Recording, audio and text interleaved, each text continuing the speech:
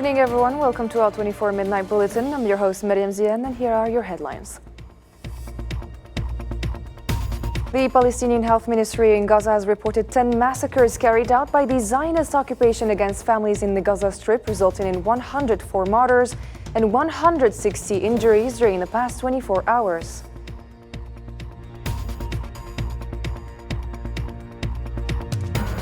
And the number of journalists killed in Gaza has risen to 132 since the start of the aggression, according to the government media office in the enclave.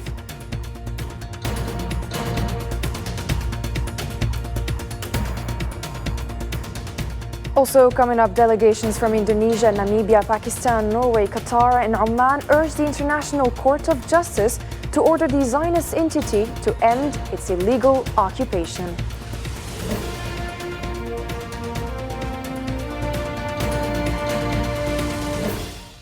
Welcome again to the program. At the outset, Algeria and Mauritania are strengthening their strategic alliance by implementing a number of initiatives meant to increase activity and bilateral economic cooperation, a strategy that primarily entails border area rehabilitation. Marwa Belaiwar. The diplomatic ties between Algeria and Mauritania are witnessing an unprecedented level. Economic cooperation between both nations is advancing through the inauguration of a series of strategic projects that facilitate the free movement of goods and merchandise. On Thursday, the Algerian President Abdelmajid Tebboune and his Mauritanian counterpart Mohammed Sheikh Ould Ghazouani supervised the opening of a free trade zone and the launch of the roads construction that links the two countries through the southern province of Tindouf and the Mauritanian city of Zwirat, which is considered as an economic and strategic priority road for both countries. إن شاء الله تكون في حيوية في الطرق، لأن نعرف أن طريق طويل مثل طريق تاع زويرات وديبو. أعتقد أن تكون فيه محطات يستغلوها أشقاء بالنسبة للبنزين، بالنسبة للنبات، بالنسبة للأكل، بالنسبة يعني تفتح آفاق وتعمر المنطقة هذه. المنطقة حاليا باقية فارغة هكاك جرداء. إذن مرة أخرى نزيد نأكد على ضرورة السرعة، الإنجاز بالسرعة، لأن اليوم الشعبين الجزائري والموريتاني ينتظروا في الطريق هذه. This road of about 1,000 kilometers will form a very important corridor for the benefit of other West African countries. It is an impressive crossing by its size. I previously told my brother Abdelmajid Tebboune that I was not expecting something of this level. So once again, Mr. President, I thank you for that. With the help of these initiatives, the two nations will be able to consolidate their economic ties, foster great partnership, and boost their trade volume, which exceeded $400 million in the previous year. فهمت الرئيس. إذا كان موريتانيا مثلا من العادة نتاعها تستورد 100,000 طن سكر، نحبسوا بلي 100,000 طن سكر تفوت منا سون تاكس سون ريان. par trimestre ou par semestre ou par... Donc, les deux pays ne seront pas privés de la production تاع les deux pays. شعب واحد ونتمنى إن شاء الله باش نمشوا إلى أبعد من هذا الأمور هذه. By initiating these projects, Algeria reaffirms its dedication to regional economic integration and the opening up of the Sahelu-Saharan region, with the goal of fostering the expansion of the African economy and serving as a more reliable source of peace, security, and continental prosperity more than ever before. In the same context, members of the Mauritanian delegation praised the close relationship between Algerian and Mauritanian peoples, stressing the strategic importance of the projects completed between the two countries. Let's take a listen. At the level of the relations between people, this crossing, this road and this free trade area will constitute a quantum leap in the history of these relations and the development of the future of relations between the two brotherly peoples. The most important thing of this area is facilitating trade exchanges and creating new job opportunities to the local population in the first place, and broader and greater commercial prospects for traders and economic operators on the Algerian and Mauritanian border lines. Our news program continues after this jingle.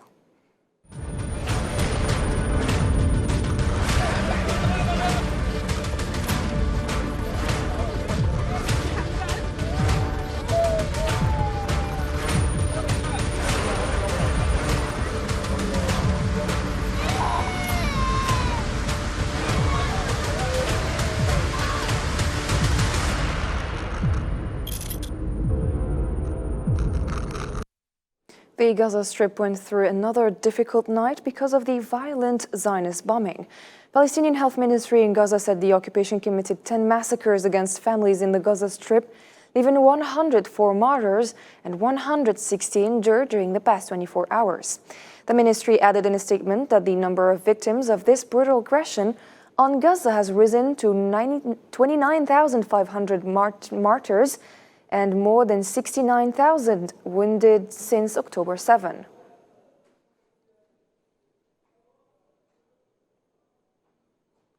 Also, in a new massacre committed by the Zionist occupation, at least 24 civilians were killed and others were injured this evening in Zionist strikes on Deir al-Balah city in the central Gaza Strip. Earlier, medical sources in Gaza said that at least 40 Palestinian civilians, mostly children and women, were killed and many others injured as a result of occupation airstrikes targeting residential homes in the central Gaza Strip.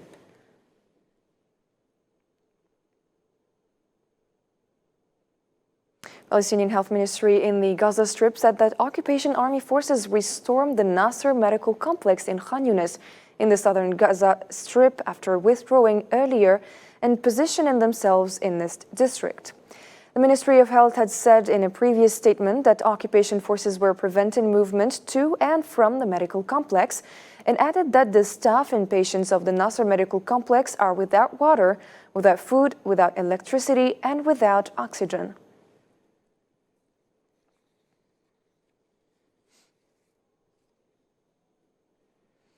Four Palestinians were killed and dozens were injured after the Zionist occupation army targeted groups of displaced civilians or citizens with live bullets on the coastal road of the Gaza Strip. Local sources reported that a number of martyrs and wounded were transferred to El Shifa Medical Complex, while some of the wounded were still on the roads due to the inability for ambulances to reach them because of the occupation forces firing on anyone moving in the place. A large number of displaced Palestinians were taken the coastal road, fleeing hunger and thirst in the northern regions towards the center and south of the Gaza Strip when the occupation army targeted them with bullets.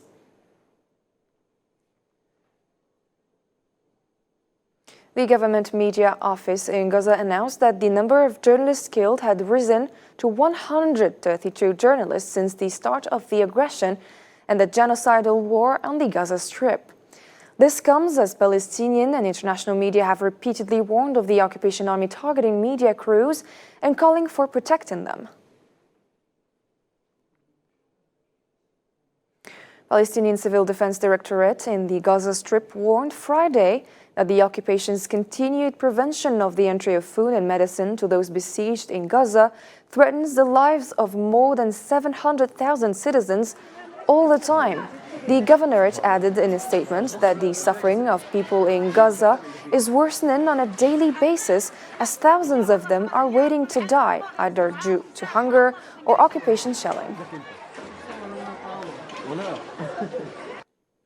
UNRWA Chief Philippe Lazzarini said that the UN agency serving Palestine refugees has reached a breaking point due to Israeli calls for its abolition and the associated funding freeze just when it's needed most. In a letter addressed to the President of the UN General Assembly, which provides the agency with its mandate, Lazzarini said the agency's ability to fulfill the mandate is now seriously threatened.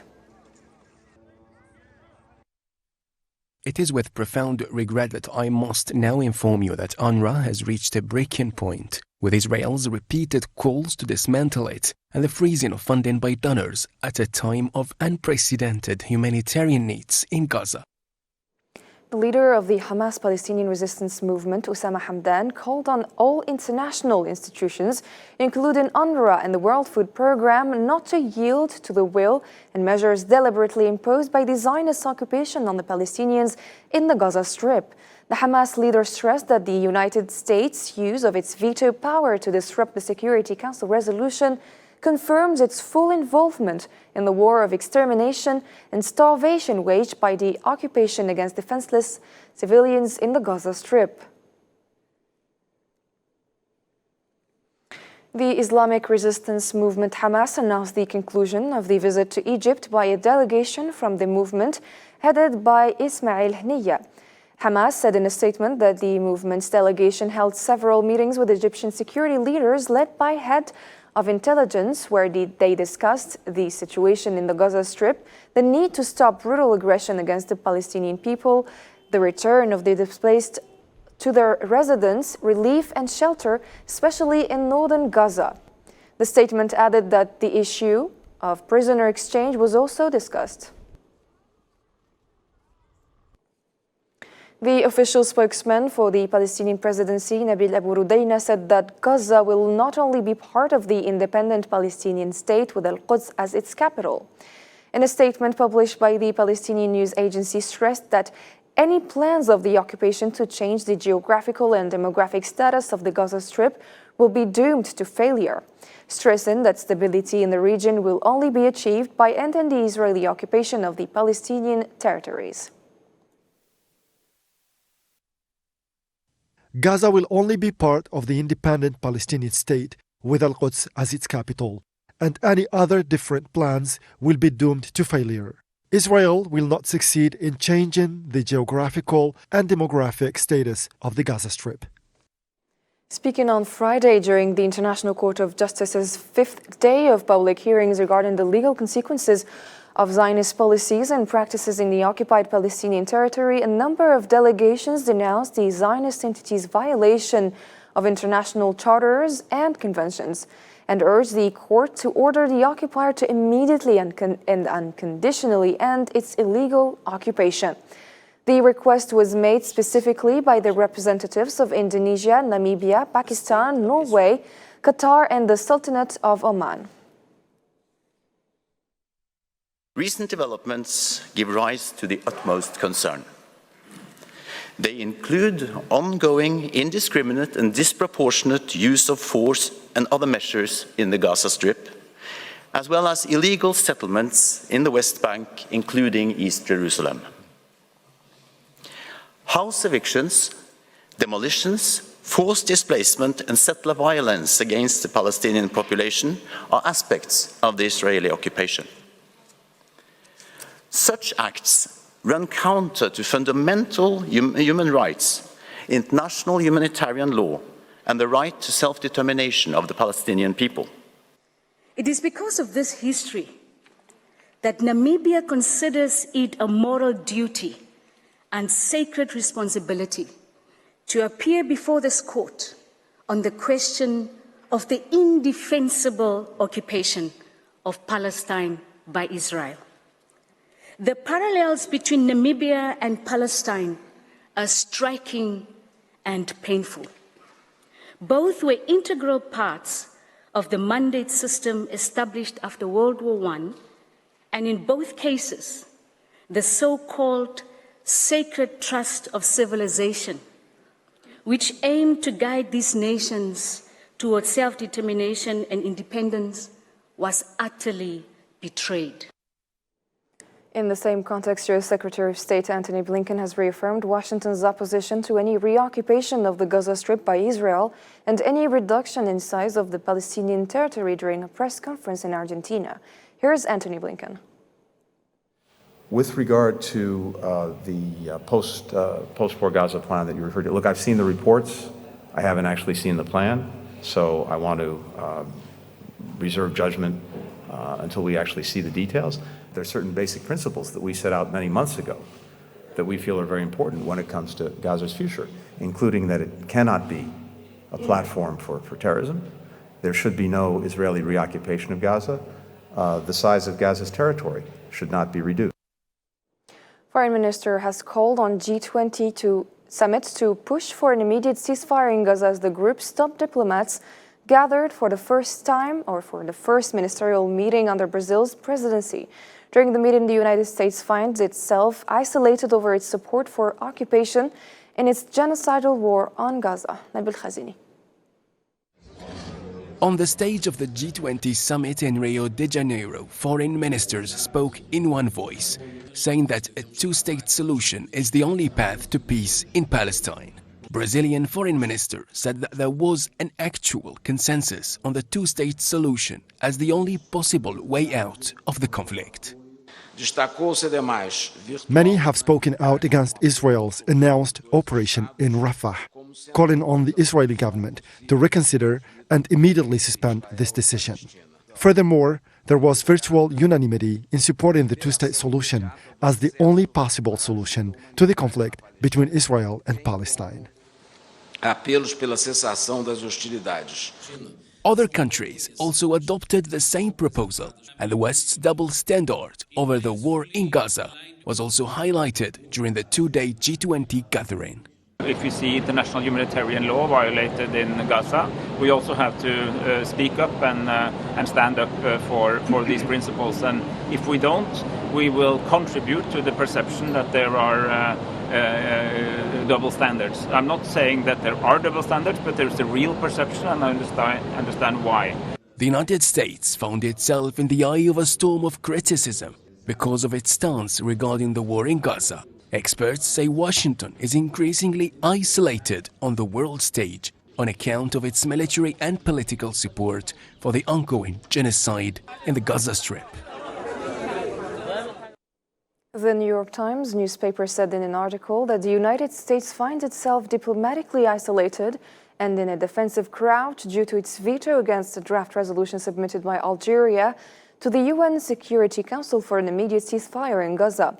The newspaper pointed out that this is the third time that Washington has used its veto power to prevent the issuance of a resolution demanding a halt to the fighting in Gaza, which confirms USA's isolation in its continued and strong support for the Zionist entity.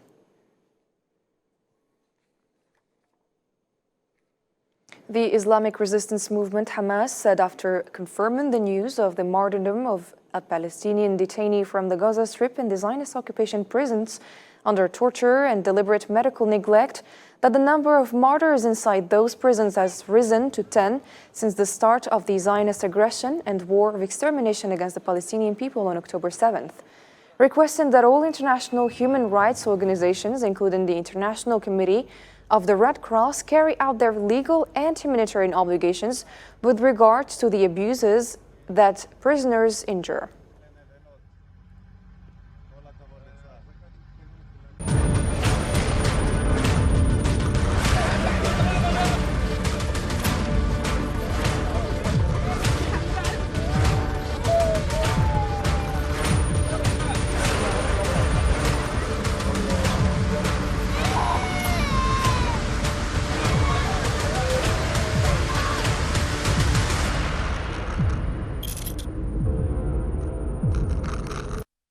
Two paramedics affiliated with Hezbollah and one of the group's fighters have been killed in an Israeli strike on a South Lebanon border village, the group and a security source said on Friday. The Hezbollah-affiliated Islamic Health Committee said two of its paramedics were killed in a direct Israeli attack on a civil defense center in Buleida, while Hezbollah also announced the death of one of its fighters.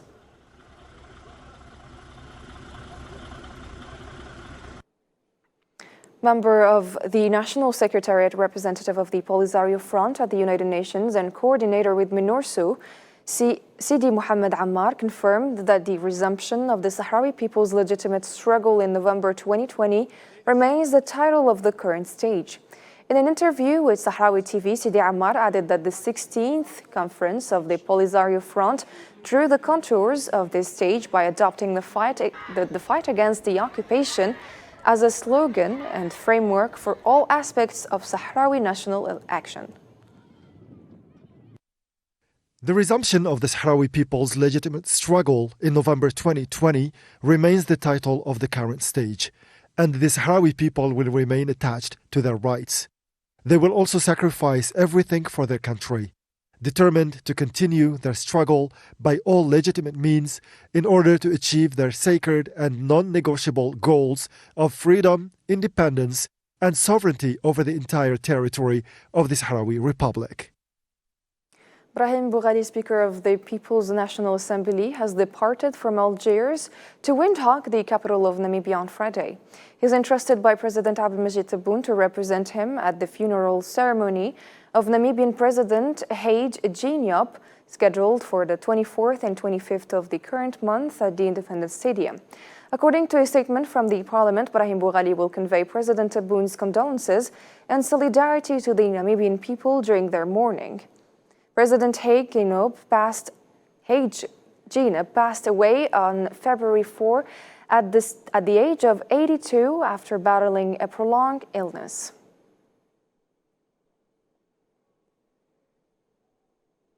The Libyan Minister of Oil and Gas, Mohammed Aoun, emphasized the critical importance of the 7th summit of the Gas Exporting Countries Forum, which Algeria will host from February 29th to March 2nd of the current year in light of the turmoil gripping the world. The Libyan minister also underscored that gas exporting countries hold reserves that could exceed 70% of global reserves. This confirms extreme importance to the forum held every 2 years as these countries contribute to supplying various regions of the world with gas. The minister highlighted Algeria and Libya as African countries that export significant quantities of gas globally, appreciating the forum's role in mitigating the fuel shortages crisis in Europe, particularly given the current geopolitical circumstances. The 7th summit of the Gas Exporting Countries Forum, which will be hosted by Algeria at the end of next week, is of a great importance in light of the turmoil the world is witnessing, especially since gas will be the fuel for the transition from fossil fuel energies to alternative and renewable energies. Gas exporting countries have reserves that may exceed 70% of the world's gas reserves, which gives this forum, which is held every 2 years, great importance because its countries contribute to supplying various regions of the world with gaseous fuel. African countries must unite in a way that guarantees their interests and even the interests of other countries. Important organizations on the African continent must unite, such as the African Union and the Organization of African Petroleum Producing Countries, to act in accordance with what serves the interests of their countries. Senegalese President Macky Sall said on Thursday that he will adhere to the date of the expiry of his presidential term, which will be next April 2nd. Mr. Sall indicated in a televised interview that the date of presidential elections will be determined according to the outcomes of the dialogue that will be launched with the presidential candidates and other political social partners.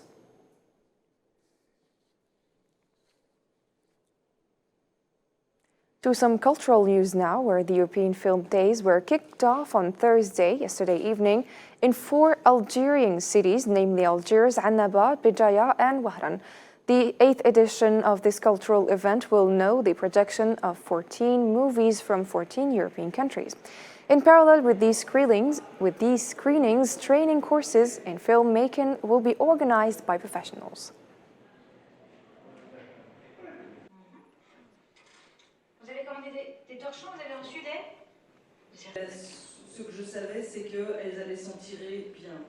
We are very proud to present our 8th edition. It's already a tradition which we have established.